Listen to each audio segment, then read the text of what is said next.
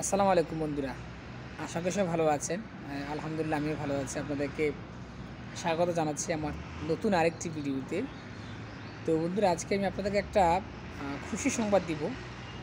সেটা হলো যে আসলে আপনারা জানেন যে আমাদের যারা উচ্চশিক্ষার জন্য বাহিরে যায় বা কাজের উদ্দেশ্যে বাহিরে যায়, কর্মের উদ্দেশ্যে যারা বাহিরে যায়, তাদের সর্বপ্রথম যে ধাপ সেটা হচ্ছে তার একটা পাসপোর্ট করা।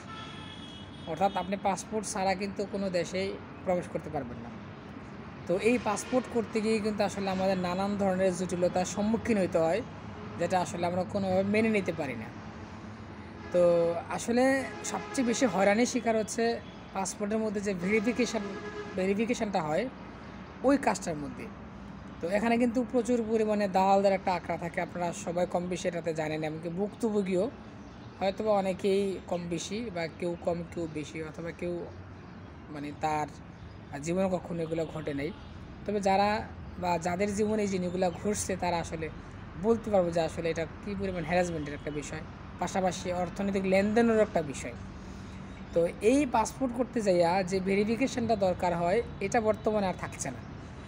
তো সবচেয়ে আনন্দের বিষয় হচ্ছে, কারণ এই ভেরিফিকেশানে আপনার নানান ধরনের মানে তৎপরতা চালানো হয় আমাদের পুলিশ প্রশাসন থেকে শুরু করে, বা যারা এটা দায়িত্বে যারা থাকেন আর কি।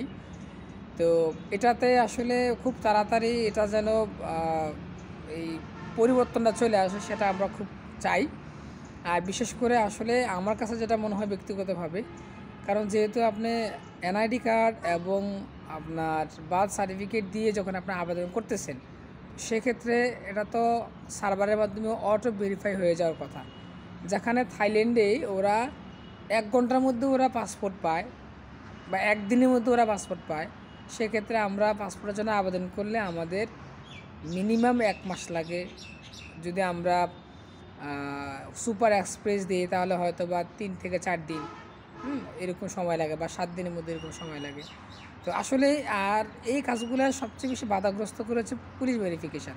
কারণ সেখানে পুলিশ কর্মকর্তারা যারা থাকেন তারা সহজে আপনাকে ব্ল্যাকমেল করার একটা সুযোগ থাকে, এবং কি ওরা আপনার কাছ থেকে টাকা চায় যে আমাদের কাছে খরচ আছে, আমাদের হাত খরচের জন্য কিছু টাকা দেন, অথবা আমাদের চা নাস্তার জন্য টাকা দেন। তো দেখা যায় আসলে অনেকে দিতে পারে না, বা অনেকে দেয় সর্বনিম্ন 1,000 টাকা নিচে কেউ কাউকে দিতে পারে না। 1,500 টাকা নিচে, 1,000 টাকা নিচে কেউ দিতে পারে না। কিন্তু এই টাকাটা তো ফাও দেওয়া হচ্ছে, মানে গ্রাহককে জিম্মি করা হইতেছে। তো এই জিনিসটা আসলে আর থাকছে না, যার কারণে এটা একটা অন্যতম একটা মাইলফলক হিসেবে আমি মনে করি।